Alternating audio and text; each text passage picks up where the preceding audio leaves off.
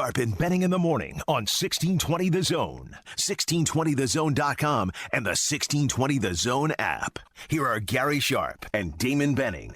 There's going to be some very tough decisions because you're going to keep out a lot of teams that want to be a part of this future, and they're not going to be invited. So it's going to be more of the haves versus the have-nots in big-time college athletics.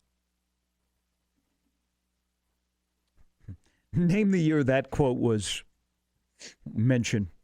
Welcome back in last hour, Sharp and Betting in the morning. Let's welcome in, as we let all of you know about his fine work. Talk some college football. Mark Schipper from FitDownCFB.com joins us now. Mark, thanks for your time. Welcome to Sharp and Betting in the morning in Omaha. Hey, guys, I appreciate it. How are you doing today? We're good. You come highly recommended, so we're pretty excited.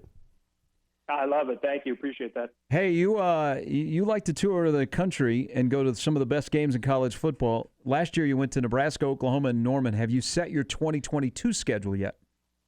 I haven't set the schedule yet. I'm working on a college football book, so what I think I'm going to do is make up some of the games I couldn't fit in last year, visit some of the stadiums I couldn't get to. I'm still working on it now, so it's not set, but I was indeed in Norman for the Nebraska Sooners game last year, which was a great time. Mark, could you foresee a conference or conferences perhaps putting Notre Dame on a clock to make a decision? Yeah, interesting question. It would depend what happens around them, but I think the thing mitigating that is Notre Dame is the king on the chessboard.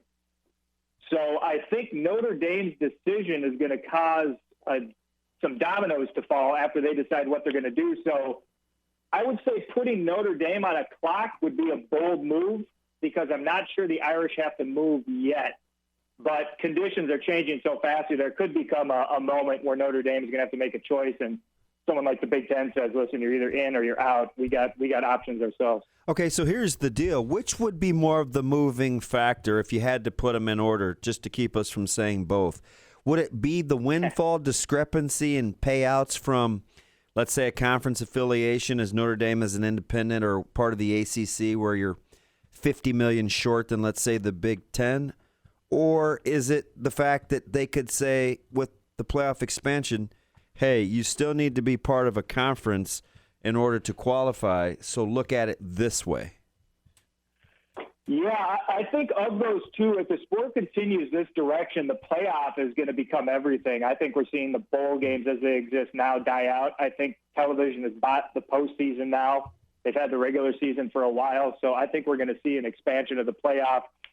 And I think that could be the move that forces Notre Dame, which is to say you can make pretty good money with your independent schedule, and you may be all right from that standpoint, but we're not going to give you great opportunities to make this playoff as we slug through our expanded leagues every year and built this new postseason.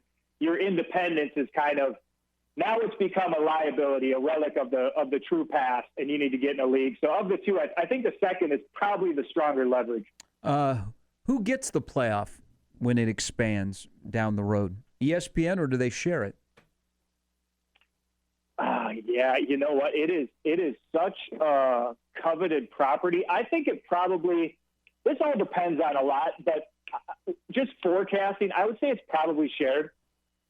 I think it's – and if it's not shared, I think the contracts will be shorter. I think it's too big. It's too important. It's worth too much to just give one league for 15 seasons or 12, or to give one network for 15, seasons or 12 seasons, whatever it might be.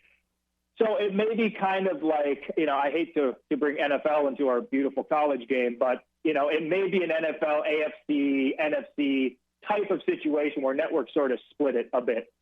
Mark, could you see the conference affiliation that Notre Dame has, if it's not the ACC, and I don't know why they would keep it without any renegotiations of the TV rights package, but is there a silent partner that you think is kind of laying in the weeds that would come with or that Notre Dame would like to see? You mean like if the SEC snuck in and said, "Why don't you guys come down south?" And join us? Or the Big Ten. We've heard the Stanford rumor floated, but they've been crazy quiet, which leads me to believe that something's happening. I don't know. How do you see it? Yeah, that's really interesting. there's a lot of history between Notre Dame and the Big Ten, and much of it is hostile. It's not all hostile, but much of it is. But I still think the Big Ten is where Notre Dame ends up for a lot of reasons. For the stature of their university and the way they see themselves in the world, I think fits better in the Big Ten.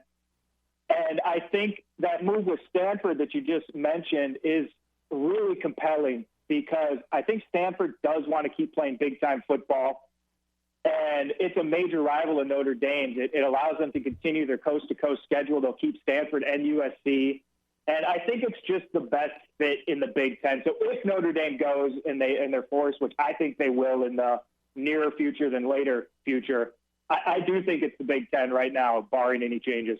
So do you believe the report yesterday that was confirmed that the SEC is good at 16? I believe it until I wake up one morning and the headlines tell me they went back on it. When I look at the landscape of college football right now, I do think that people want to settle it for a bit and plot out a little more organized future. But that might not happen. Listen, college football has had a lot of time over the years to get itself under control and stop doing things so chaotically, and they just refuse to do it. So we could keep continuing to see this chaos, but I think that it's going to be plotted out a little more carefully going forward, because they're basically where they want to be, the postseason, the regular season. Now it's just how are you going to build it, I believe. So if your mark is set to take over as Big 12 commissioner, Kalavikov was, I think, held in pretty high regard, at least early on, for taking on a monster after the departure of Mr. Scott. Who would you rather be? Rather be than who? Kalievkov or who? Your mark for the Big 12's new commissioner. Oh, sorry. That was kind of cut out there. You know what? I really like George Kalievkov. I do too. Yeah, I really do. I think he's a really savvy operator. I think here's the thing that I think is too bad about the Pac-12 and Kalievkov. I think if they force Scott out earlier, which they should have, and they get Kalievkov earlier, I think Kalievkov could have saved the league. Yeah. I think he was handed a torpedoed vessel. They gave him the helm when this thing was going down. So it was a very tough spot for him to be in. If anyone can reorganize the Pac-12 and make it work for the future, I think it's him. So I think the Pac-12 holds the overall better brand, the better tradition, and kind of the more interesting set of universities.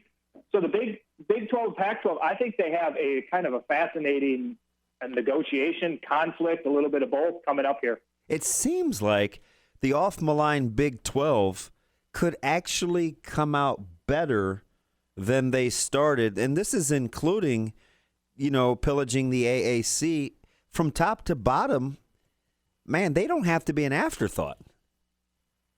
I agree with that. I was looking at a map the other day and just going over their roster of schools, and they have a quality mix of football schools with some interesting up-and-coming contenders, including UCF.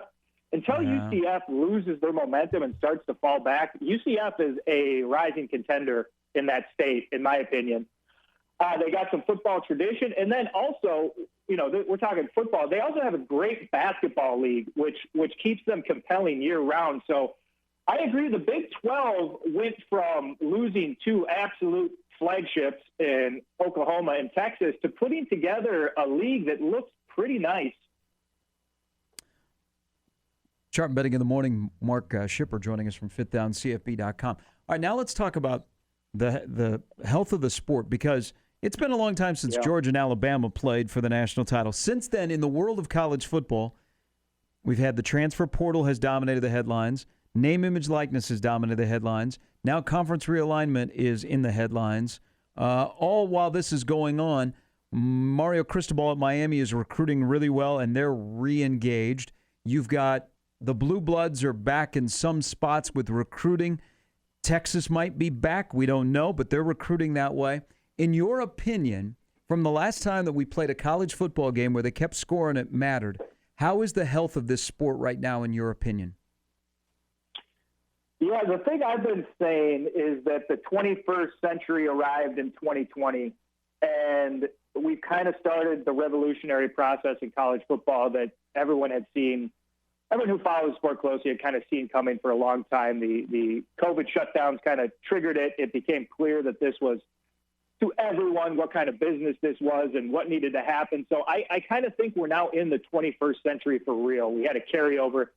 Now we're there. So the health of the sport is good, but what's upcoming is going to determine how healthy it remains. So we're going to reorganize.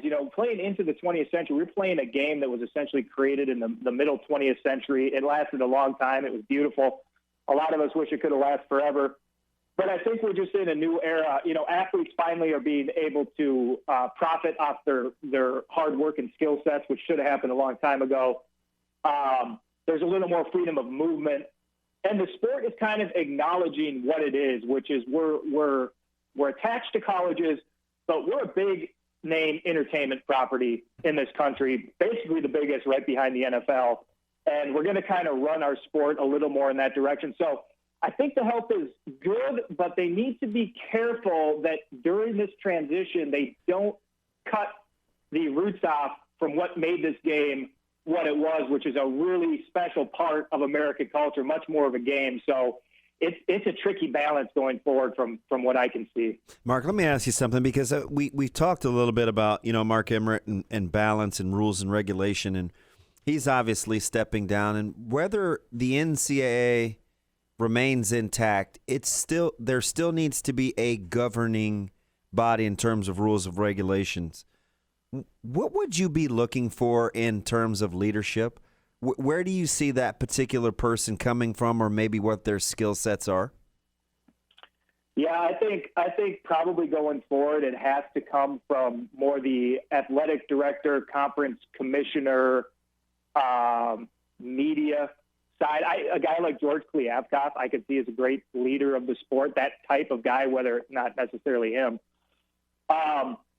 I think the era of letting presidents and chancellors at universities have as much control over the sport as they've had is probably going to be a thing of the past. And whether the NCAA survives, I do not know. I don't know. I don't 50-50, maybe. I don't know how long the NCAA goes forward as it's currently constituted regarding football. The NCAA could stay in charge of other stuff, but football is such a different beast. I think we are going to see a new leadership model in the not-too-distant future, and probably from the places that I mentioned. All right, now let's talk about the games on the field, which around here, 46 days from now. As you look over the 2022 Big Ten West Division, what are some of your quick takeaways?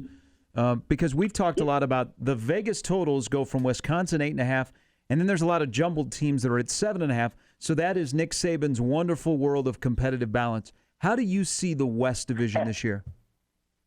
Yeah, I see it kind of sticking status quo this year. I think Wisconsin, Iowa are at the top, and they'll battle out. If things go as you kind of project them to go, I think that's what will happen. But right in my tier just below it, I think Minnesota and Nebraska are both very interesting teams in the West. Nebraska last year was just a crazy year. I mean, when you look at the 7 essentially skin of the teeth losses, when you go to the next season, that already suggests there are going to be more close wins than losses that were the year before. So I think Nebraska picks up games there. Nebraska, they pull out of the East. I believe they play Indiana and Rutgers out of the East. Yep. So Nebraska has a favorable schedule. How they compete against the West Division foes will determine where they end up. I think the Spoilermakers, Purdue, and Northwestern are kind of the next tier down. And then Illinois, I'm interested to see what Brett Bielema, we call him Bert, does building that program from scratch. He took over a powerful program at Wisconsin that went from, Barry Alvarez, who'd come from Hayden Fry, and really built that thing into a powerful program. And Bielema picked that up and did a great job with it, but he struggled at Arkansas, and now he's taken over a real project in Illinois. So I'm interested to see what he does, but I think Illinois is probably at the bottom of the West this year. Mark, would you rather be Sarkisian or Venables? Ooh, good question. That's a tough question. I probably Venables, just because Oklahoma has won more on a big stage lately, whereas in Austin, you have that hump to get over. You got to march the team over the hump and get on the downhill slope. And it feels like there's so much history and pressure piling down on that program until they break through again. I think it's a really high-stress job, whereas not that Oklahoma's not, but I think Venables kind of coming home and knows what he wants to do. And I think right now Venables is probably in a little better spot. So Sharp and I, we were having this. We just kind of went down this rabbit hole about successful seasons with conference alignment and how many non-conference games to play in terms of looking at win total. So I just happened to take a look at the last 15 years in the top 25, and at no point have there been more than 6 teams, and it only happened once, that had less than 10 wins, including the bowl game. So I ask you this. If we get to bigger power conferences, what's the demarcation? What's the win total, in your opinion, for a good season? Yeah. I think there's a lot of details in that would make the difference, meaning who did you play, what did you step out and try to do? I think one of the issues in college football has been a lot of bloated, undefeated records that when you go over the schedule, teams other than the conference didn't challenge themselves too much, which I don't like. College football used to have a lot of stepping out into big intersectional games early in the year. You'd really challenge your school against someone good. Nebraska was famous for this, particularly throughout the 90s. I think of their series with Washington and other quality teams out of conference. I wish there was more of that. So, if you play a weak schedule, you better win 10 games to have a good year. If you play a tough schedule, I think there's a chance you could say we had a pretty good year at 9 wins and we lost some tough games to some good teams. So, but I think the double-digit wins will always be the benchmark for, this was we went out and played pretty good football. Hey, we had a couple of newcomers last year to the playoff. Will we have newcomers to the playoff this year? I hope so. These are great programs and great teams, but the college football playoff overall, to me, has been it's fizzled. It's fizzled. And that's no disrespect to the great programs and how good the football has been, particularly in the championship games. We've had some really great games. But as looking at the sport coast to coast, it's really boiled down the sport to a kind of hyper-regional game, which is not good. My dream is to get college football back to what it once was, when we had enough balance and parity where you could say the top 10, some years the top 15 on any given Saturday likely could challenge each other depending on circumstances. So I'd love to see new teams in the playoff, but the top of the sport this year, it looks like the same old story, and some very good teams, with Ohio State, Alabama, Georgia, Clemson. That 4 wouldn't surprise me. So we'll see how it shakes out. Mark, as always, we appreciate it. Thank you. Good work by you and your colleagues at fifthdowncfb.com. Yeah, I appreciate it. That's just me over there. But thanks for having me on, guys. I really appreciate it. I appreciate it. Mark Schipper. You can check out his website, All In on College Football, which 46 days from now we'll be talking actually about games.